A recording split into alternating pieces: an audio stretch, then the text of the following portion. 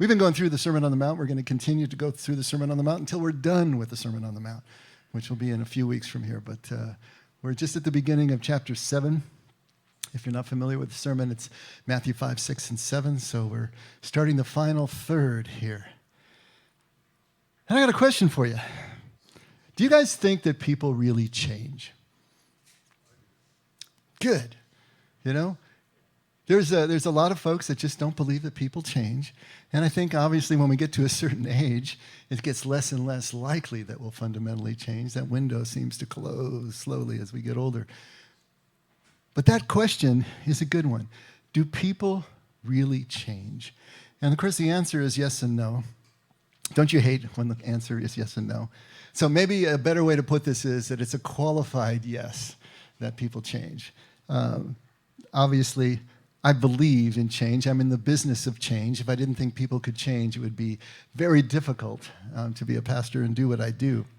But I do acknowledge that the basic personality types that we're hardwired with at birth, it doesn't change much. I'm an introvert. I'm going to be an introvert to my last breath. That's not going to change.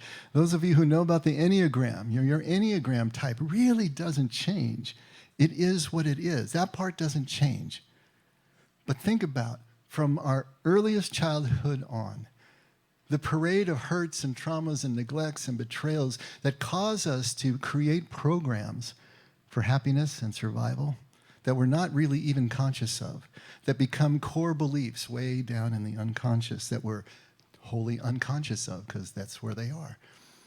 Those things cover over and accrue over that basic personality type, which is just fine.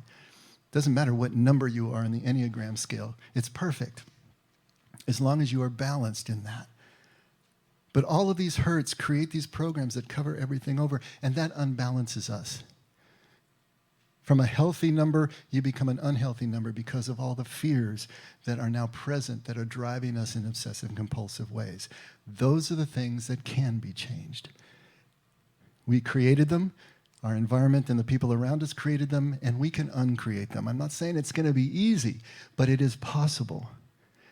And so whatever you are, introvert, extrovert, 1 through 9 on the Enneagram, you will be a healthy number, a healthy introvert or extrovert, a balanced introvert or extrovert. And we will look much more and more like Christ, like Jesus as we go.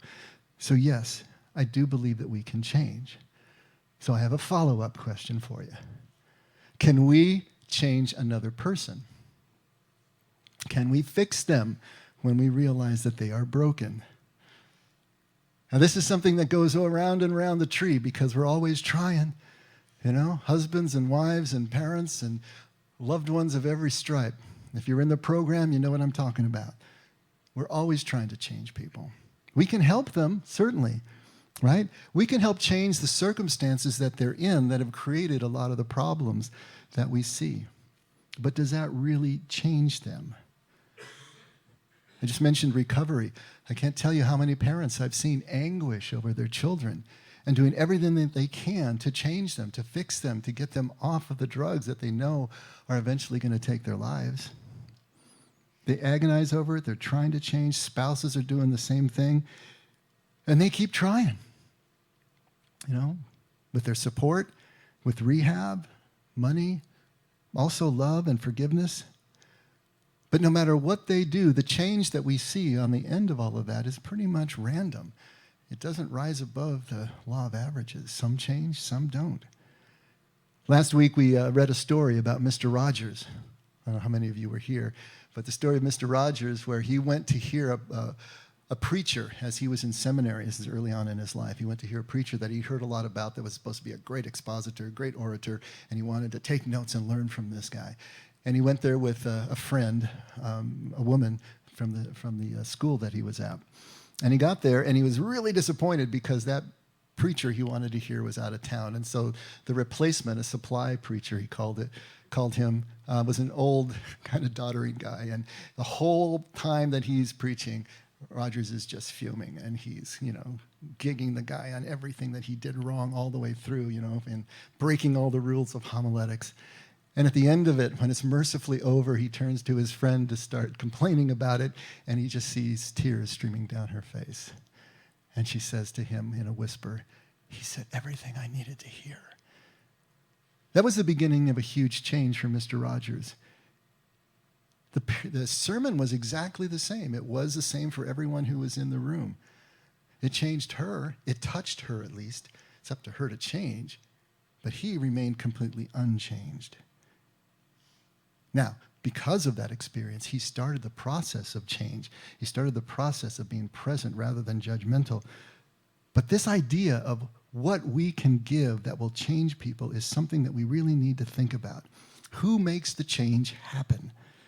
Now, in counseling, when I'm doing counseling, I realize that primarily what I'm giving is information.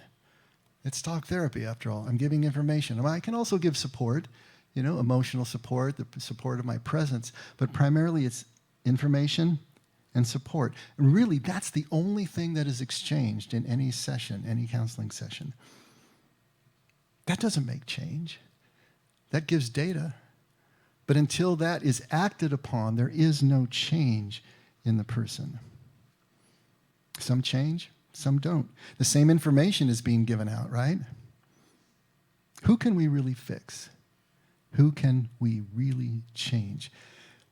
It comes down to the fact that we've got to accept that some things in life are just not transferable between human beings. It doesn't work. We can give material and emotional support. We can give information. But that doesn't change someone.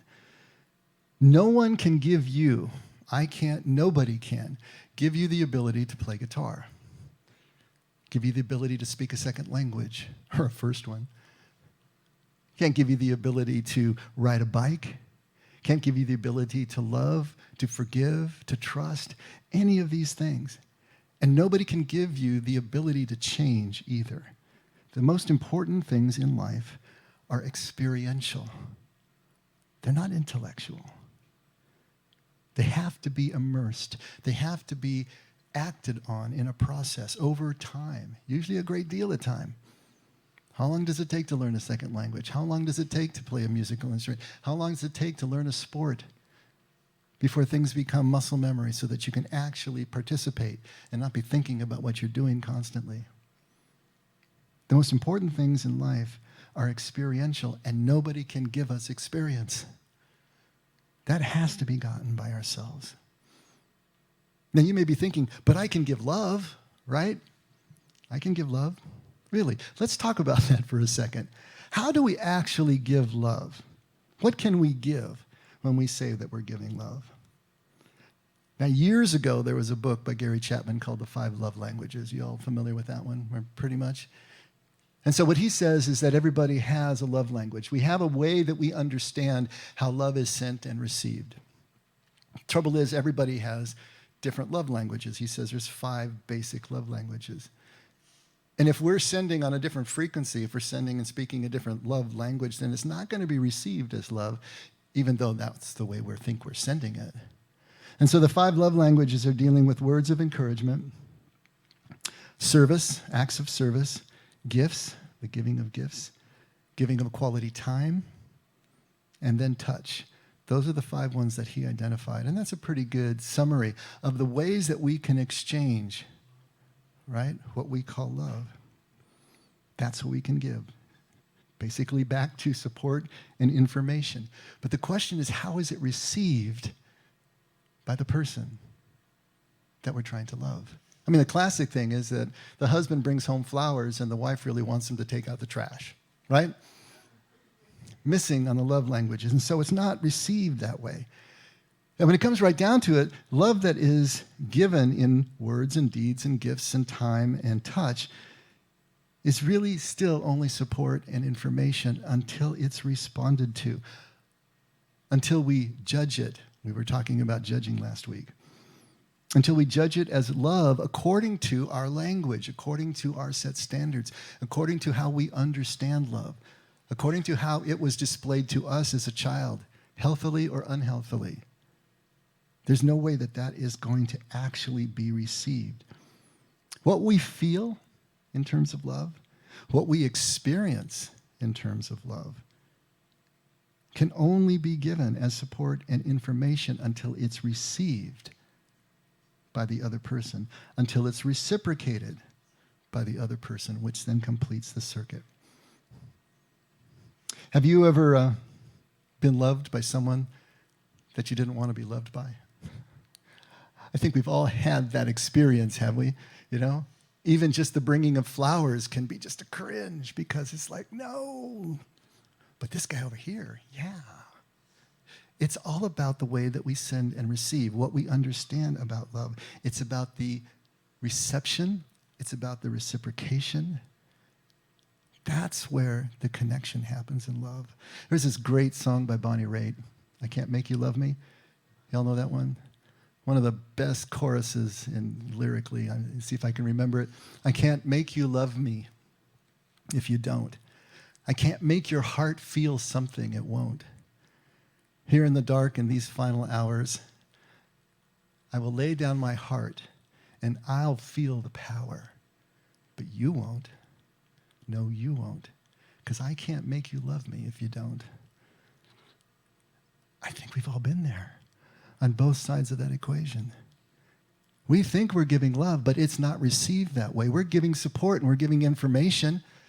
We're giving touch and words and this and that. But until it's received, we can't make the other person love us. We can't make the other person change. It doesn't work that way. There is no way to do that. We don't change or fix anyone. And Jesus can't either and couldn't either. And that may sound a little strange to you, maybe even a bit heretical. So let me get out on that limb and talk about it a sec, because he never said so. Go back and read the actual words of Jesus. He never says, I forgive you. He never says, I heal you. What does he say? He says, your sins have been forgiven. Passive voice. He's recognizing what is already there. He's not the actor. He's the receiver, right? He says, your faith has made you whole. Your faith has made you well. The person who is healed is the actor. They are the ones who let go of the blockage, whatever it is that lets the power of God flow through. Jesus can be catalyst. He can be the face of that healing. But he never says, I do it. This is a tiny little detail, but it is so important to understand because it changes everything. It changes the way that we're going to relate. It changes the way that we're going to approach life if we understand this in the way that Jesus is talking about. So then it comes down to what can we do, I suppose, right? Well, what we can do is focus on the one person that we can change, right? And this is what Jesus has really been talking about in Matthew 7. Who can we change? What can we actually do? The first thing he said last week was, don't judge, lest you be judged. And the standard that you use, the measure that you use for judgment will be measured to you. And that sounded punitive to us, but we talked about that. In fact, let's read it. Matthew 7, right at verse 1. We're going to read all the way to verse 5 because this whole passage works together. Do not judge that you will not be judged, for in the way that you judge, you will be judged. And by that standard of measure, it will be measured to you. Why do you look at the speck that is in your brother's eye, but do not notice the log that is in your own eye? Or how can you say to your brother, let me take that speck out of your eye, and behold, the log is in your own eye? You hypocrite. First take the log out of your own eye, and then you will see clearly to take the speck out of your brother's eye. All this is working together. Same theme. The context is the same. In fact, it flows into the next following verses as well, which is, don't give your pearls to swine because they'll trample it, and don't give what is holy to dogs because they'll turn and tear you to pieces. All of this is working together to try to reset the relationship that we have with each other and with ourselves, and to define clearly what we can and can't do so that we are digging in the right spot as we move through life. Last week when he was talking about judging, Matthew 7, 1 and 2, what is Jesus driving at here in context of what we're talking about in terms of who can change and how we change? Well, really what he's talking about, if you look at it, he's talking about building a greater awareness. Awareness about ourselves, right? Awareness of our relationship with others and with life. Because if we don't have that relationship, if we don't have that awareness, I should say, then we're going to continue to just motor on by the set standards that we have imprinted in us from earliest childhood. Judging and comparing and doing all the things we do that separate one from another and create our own living hell here on earth. But if we can become aware that those programs are in place and choose other than, then everything begins to change. We talked about the difference between judging and discerning. Judging is to remain isolated inside your own bubble, your own mindset, your belief system, your standards of measure, whether it's legal or whether it's moral, whether it's ethical or any other way. But to stay isolated within that bubble, continuing to judge and compare everyone else and all else that you see, as opposed to discerning, which is to engage in the experience of the moments around you. Engage in the experience of life and others, by which we can then connect and discern what is going on, whether a person is trustful or not, whether a situation is good for us or not. How we choose our alternatives by discernment means that we have engaged, we have connected, we have experienced, as opposed to remain isolated within our bubble of judgment. And finally, what Jesus is saying is that what we can do is change our own approach to life and our own approach to relationship, but not anybody else's. Then he's going to illustrate with these wonderful images of the speck in the eye and the log in the eye. And he's using some, of course, Aramaic words here. And maybe they can give us a little bit better idea what he's talking about. The speck there that he talks about, gelah in Aramaic, can mean a dry twig. It can mean a straw. It can mean a chip, like a chip of wood. It can mean dry chaff. It can be what they call the beards, you know, the fuzz that's around the head of grain that they would rub with their hands to get at the kernel, to get at the part that they could eat. All of those things. And in a rural setting, which he was in the Galilee, of course, it was anything that was floating around in the air that commonly irritated your eyes. That's the gelah. That's the speck. Everybody knew what he was talking about there because they had that stuff. It's like us with the Santa Ana condition, and all that stuff blows in from the desert, messes with our heads, right? The log, on the other hand, karita, can mean a beam, a plank, any large piece of squared timber. So, there's where Jesus' humor is coming out. You got to see Jesus. The humor is subtle because it's a different culture. And so we're not going to get a belly laugh out of this, but at least we can get a smile, especially if you really go down the road of imagining what it is, the image that he's drawing for us here.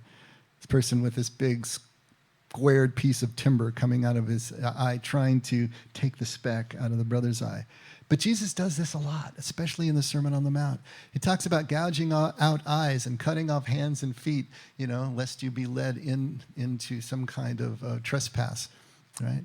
He talks about if someone sues you for your coat, give them your tunic as well, give them your shirt as well. Well, in that day, that would leave you naked, okay? That was funny to them, When he talks about turning the other cheek, if someone slaps you on your right cheek, and then turn and present your left as well. One thing that we don't get from their culture is that everything that the Jews did and Semitic people do is with their right hand. The left is the dirty hand. You don't eat with it. You don't do anything except, I guess I shouldn't say what you do with your left hand in the restroom. Okay, that is okay. But everything is done with the right hand. Figure it out. If you are slapping someone on their right cheek, it's this way. It's a backhand, I should say. If you slap them on your left cheek, it has to be a forehand slap. This is a slap from a superior to a subservient. That would be, in their culture, a sissy slap, to slap this way. They get that. They're getting these images. They're getting the humor of what Jesus is doing. He is engaging them. He's riveting them with his images because it brings them right out of their culture into the truth that he's trying to get across. And he's right there with the beam and the speck in the eyes. Now, at first glance, this passage, and in context, what he's talking about, of course, are small offenses versus large sins. All right? He's trying to get the connection between that. You're trying to take care of this little thing that you see in your brother, nitpicky thing that you're doing with them, calling them out, correcting them, disciplining them, when you've got this huge thing in your life. When he is screaming at the Pharisees, and he did scream at them because of the violence that they were doing to the people. He told them, you strain the gnat and you swallow the camel. Now that means nothing to us. But if you understand that a gnat, we know what a gnat is, was the smallest unclean animal that the Jews recognized in the Holy Land at that time. If you ate that, you were ritually unclean, and you had to go through all the purification rites. And the camel was the largest unclean animal in their culture. What the Pharisees would literally do is they'd put a cloth or a muslin over their cup before they poured the wine into it, so that any gnats that had landed in the surface of the carafe, whatever they were pouring from, would not go into the cup and not go into their bodies. And yet they swallow the camel. The things that they are doing to the people were so egregious, so keeping them from the experience of their God, that he had to yell at them. He couldn't stand it any longer. This contrast between small offenses and large sins. And he's telling us outright here, implying it outright, I should say, that it's certainly a lot easier to see other people's problems and issues than it is to see our own. We all know that. How hard is it for you to see the earth while you're standing on it? It looks flat. We know it's round, but it looks flat. How do we get a sense of where we are as we're standing on the earth? But again, an astronaut out in orbit can see things. It's the same way with us. When we're inside the bubble of our issues, how can we see that? This is not a dig at us. It's just a reality. How hard is it for us to see our own faults and issues and problems? How much easier is it to see someone else's and vice versa? It's just the way life works. But that means we need to be more aware, more careful, if we're going to try to help somebody else, help in quotation marks, because often it doesn't go that way. Let's read about a desert father. I love the desert fathers, just to try to illustrate this point. The desert fathers and mothers were the group of early Christians in the 3rd and 4th century. When Christianity was becoming the state religion of Rome, everything started to go haywire from their point of view. It became an institution. It became a powerhouse. It became aligned with Roman power and the Roman army. And to their sensibilities, everything was as a shipwreck, basically, at that point. Their faith no longer made sense to them in that context. And so they fled out into the deserts to try to re-find what it was that their faith was supposed to be about, have it make sense to them. And as they were out there in their either hermitages or in their cloisters, they had people come to them and learn from them, as elders. And there's lots of stories that come out of this tradition. We actually, in the last book study, were reading a lot of those. But in this particular story, a brother in Skidi, that was a community right outside Alexandria in the desert in Egypt. A brother in Skidi happened to commit a fault. And the elders assembled and sent for Abba Moses to join them. He was the great elder in their community. He, however, did not want to come. The priest sent him a message saying, "Come, the community of the brethren is waiting for you." So he finally arose and started off. And taking with him a very old basket full of holes, he filled it with sand and carried it behind him. The elders came out to meet him and said, "What is this, Father?" Abba Moses replied, "My sins are running out behind me like the sand from this basket. But since I don't look back and pay no attention to my own sins, I do not see them. And today I come to judge the sins of another." They, hearing this, said nothing to the brother, but pardoned him. This is a man who has developed the kind of awareness that Jesus is talking about. He is aware of his own faults, even as he's working to alleviate them, to change them. He realizes the stone is not yet smooth. And yet you're calling to me to judge somebody else? How can I do that from this place of imperfection? Building awareness of relationship with everything and everyone around us, to realize the precedence of love over judgment, over justice, at least in personal relationships. This doesn't mean that justice doesn't mean anything, that we don't need it in the group. Of course we do. But what it means is, even as we are exercising justice, that we hang on to the state of heart that preserves our humanity, that preserves our love, that preserves our sense of connection, and living love the way God loves. That is essential. Yes, justice is essential too.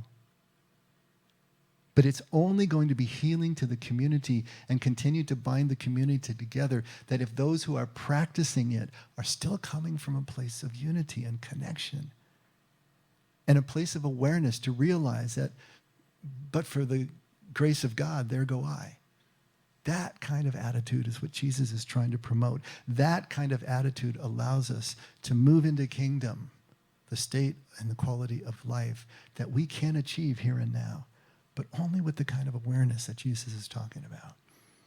Here's another one from 2 Samuel, chapter 12, 1-7. Then the Lord sent Nathan to David. This is King David. And Nathan was one of the prophets. And he came to him and he said, there were two men in one city, the one rich and the other poor. The rich man had a great many flocks and herds, but the poor man had nothing except one little ewe lamb, which he bought and nourished. And it grew up together with him and his children. It would eat of his bread and drink of his cup and lie in his bosom, and was like a daughter to him. Now a traveler came to the rich man, and he was unwilling to take from his own flock or his own herd to prepare for the wayfarer who had come to him. Rather, he took the poor man's ewe lamb and prepared it for the man who had come to him. Then David's anger burned greatly against the man, and he said to Nathan, as the Lord lives, surely the man who has done this deserves to die. He must make restitution for the lamb fourfold, because he did this thing and had no compassion. And then Nathan says to David, you are that man. If you know the story, what did David do? He fell in lust with Bathsheba, seeing her bathing on a rooftop from his king's perch. And he calls her and he brings her in and he lies with her and he impregnates her. And then her husband was out in the field of battle, Uriah. And so he calls him in quickly to try to cover. If he can bring him in and have him sleep with his wife, then he can pretend that it's his child and so on and so forth. But Uriah won't do it because his compatriots are still out in the field. He's not going to go into the luxury, and he sleeps on the porch of his house. So what does David do? Sends him out into battle again, but tells the generals to put him on the front line, which is a death sentence, and he's killed. And then he takes Bathsheba as one of his wives, part of his harem, right? You are that man. David could not make that connection. He's hearing the story. He's outraged by the injustice of it, but he can't see how he did worse than that with human beings. It's amazing what we can be unaware of. It's amazing what we can just not see. Jesus is saying, become aware of yourself and start to work to change the only person in this entire universe over whom you actually have any authority, which is yourself. The only person you can change is yourself when you're ready, and only when you're ready. This is the problem. We can't make people ready for change. We can barely make ourselves ready for change. And usually it's some outside life event that creates enough pain that makes us ready. But we need to do the work even when we're ready. But until then, what does he say at John 8:7? You who are without sin, cast the first stone. You whose stone is smooth, now you can cast that stone. Who is there among you? And of course, everybody leaves. But Jesus is actually going deeper than just this. He's taking us to 3 consecutive levels, verses 3, 4, and 5, and trying to take us deeper into the understanding of what this all means. At verse 3, what does he say? Why do you look at the speck that is in your brother's eye, but don't notice the log that is in your own eye? He's just pointing to this lack of awareness that we've been talking about. We don't see our own faults. We don't see our own issues. So we really have no authority. We really have no credibility. But we're going to try to exercise it anyway, which takes us to verse 4. How can you say to your brother, let me take the speck out of your eye, and behold, the log is in your own eye? He's talking about basically arrogant hypocrisy here, right?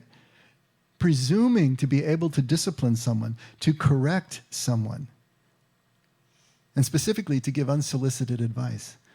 That's a policy we have here at The Effect. We don't give unsolicited advice for this very reason. We don't presume that you need to be fixed, that we have seen something in you that needs to be fixed, and we're just going to come and tell you about it. Or give you a time limit of how long you can stay here unless you get fixed, right? It's up to you. It's up to us just to come alongside and continue to love. But this arrogance, this hypocrisy is what Jesus is trying to get us to see.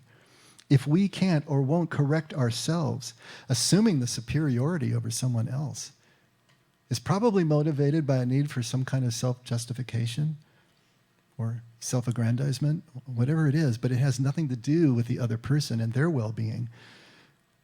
And let's face it, people aren't stupid. They see right through us. They see what's going on. Don't you?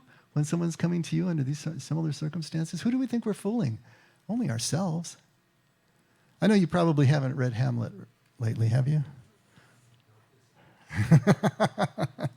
There is a great scene in Hamlet. And I guess just to set it up a little bit, what you need to know, Hamlet is a prince of Denmark. His father has been killed, and he finds out it's his uncle who has killed his father and now has taken his mother, the queen, as his own and becomes the king of Denmark. And he's plotting his revenge. At the same time, two of his old friends, Rosencrantz and Guildenstern, are making, advances to him and trying to be his bosom buddy again. But all the time, they are conspiring with the king to kill Hamlet. And Hamlet knows this. He's not stupid. So there's this great scene where their players have recorders, the little flute instruments. And he takes one from one of the players and he hands it, or tries to hand it to Guildenstern. And he says, will you play upon this pipe? My lord, I cannot. I pray you. Believe me, I cannot. I do beseech you. I know no touch of it, my lord. 'Tis as easy as lying. Govern these vintages with your fingers and your thumb, give it breath with your mouth, and it will discourse most eloquent music. Look you, these are the stops. But these I cannot command to any utterance of harmony. I have not the skill. Why? Look you now, how unworthy a thing you make of me.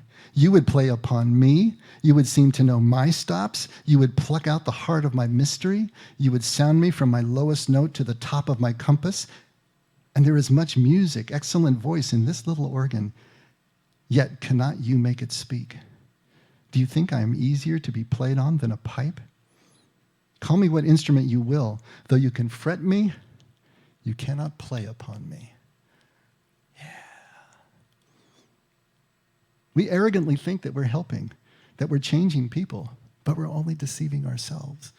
If we haven't done the work, if we haven't gotten to a place where we understand that we can't help, we can't change, we can't fix, we can come alongside, we can help change circumstances, but we're not going to change them if we're not changing ourselves. I remember in high school, the game of Indian poker. I don't know if you all played that, Did you? I see someone laughing over there. I can't remember exactly what it was. I think you got so many cards down, you got so many cards in your hand, but I remember the last card that you got, you had to lick the back of it and stick it on your forehead without looking at it. So everybody else could see your card, but you couldn't see your own, and so you're betting blind. We're all basically playing Indian poker in life. You realize that, right? We've got all of our stuff right on our forehead. People can see it, and we can see theirs. But we don't know our own. And that's the problem. Jesus is telling us, become aware. Become aware. Realize what is going on within you so that things can change within you. He's getting us, when we get to verse 5, what does he say? You hypocrite. First take the log out of your own eye, and then you will see clearly to take the speck out of your brother's eye. Basically, he's saying, heal thyself. Start there. Ever heard of airplane rules?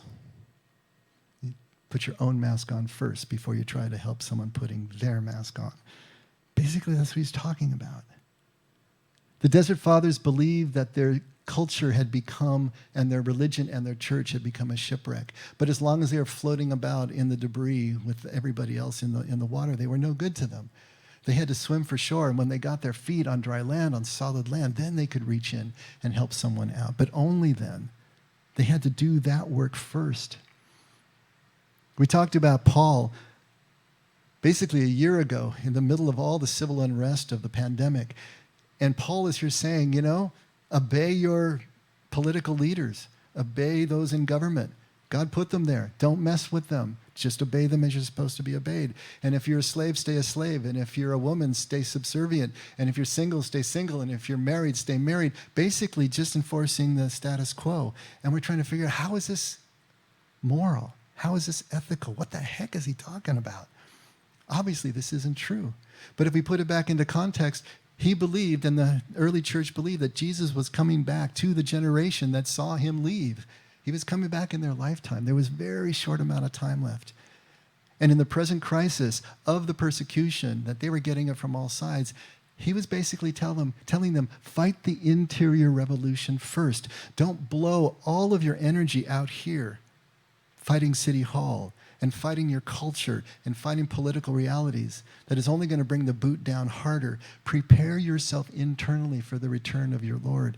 That's what he's telling them. When we take these things out of context, we lose all meaning and the Scripture's ability to help us in our choices right here and right now. Now, had Paul known that it was going to be 2,000 years and counting, all right, I still think he would have said, fight the interior revolution first. Prepare your heart. Prepare your worldview so that when you turn and fight the injustices you see around you, the exterior revolution, you will do it from that place of connection and that place of compassion and that place of wanting to understand the other point of view that will make all the difference as to whether this revolution has any healing powers or if it's just going to obliterate everything about our culture. Airplane rules. Put your own mask on first before you're going to move to try to fix anything else around you. This is the deeper meaning that Jesus is trying to get us to. The only change we can ever make is our own. Turn the process inward. Become the person that we say we want others to be. Because that's all we can do. We can't change them, but we can change ourselves. If you're married, how many times have you said you would like to change your spouse? If only I could change this or that, then wouldn't things be nice?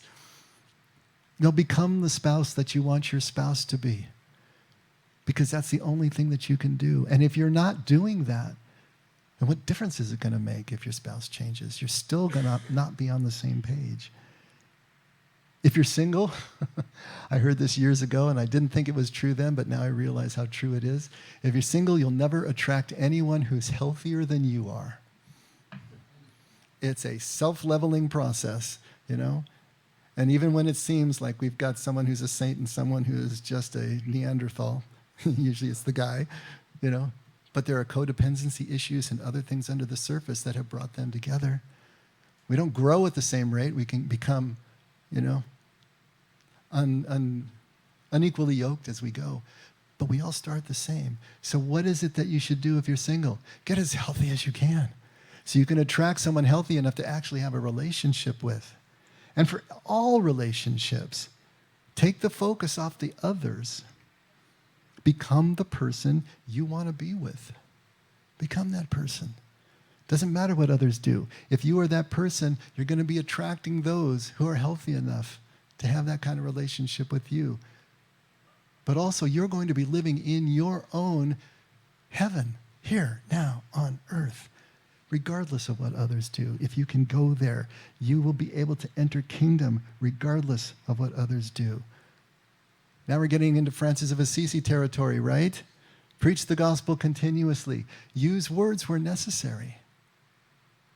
It's what we do that really makes the difference. If we're not changed by the gospel ourselves, then we're only trading information if we try to share it. What does that do? But if we are living it, everything changes. We don't change anyone else ever. We can help change the circumstances. We can help work through their thought processes that are damaging and limiting to them. We can show them doors. We can even open doors for them. We can create the perfect environment for change for them. We can even help them clear their eyes, wash them out, get their vision more clear. But we have to remember, as we're doing all this, there are none so blind as those who will not see or can't see. That's all we can do. We can bring them to the precipice. What are they going to do with that position? But when we take the beam out of our own eye, when we become the change that we want to see in others in life, that simultaneously is the best chance that someone will maybe be moved to follow us, to emulate us, to see that they have the desire to change themselves. In other words, we can help people change only and in exactly the same way that God changes us. Not directly. God never changes us directly because we do have free will that is essential. But it's God's silent acceptance of us, the silent acceptance of perfect love that draws us to himself. But only when we're ready to be drawn. Let's pray.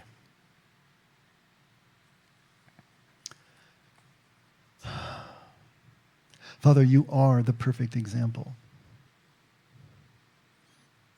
You are living this out, unseen, of course, in our lives. But you are also empowering us and have given us everything that we need to do the same. So we're asking that you continue to be patient with us, continue to have the compassion as we stumble in fits and starts. And as we turn to you, make us aware of everything that is present and everything that is available to us to be able to take these first risky steps into the unknown, into what feels like too much vulnerability. But help us to go down into those icky, deeper places so that we can see what is really in operation in our own lives, so that we can begin to bring it up and out and clear out everything that keeps us from you and separates us one from another. So that we, when we help, are really helping, not taking on the burden of the responsibility of change, but just coming alongside in love and compassion and seeing what happens. Thank you for taking that tack with us, Father. Thank you for never violating our own choice, so that when we choose love and choose you, it's for real. And remembering that we can only love at all because you loved us first. And we pray this in Jesus' name. Amen. Let's all stand.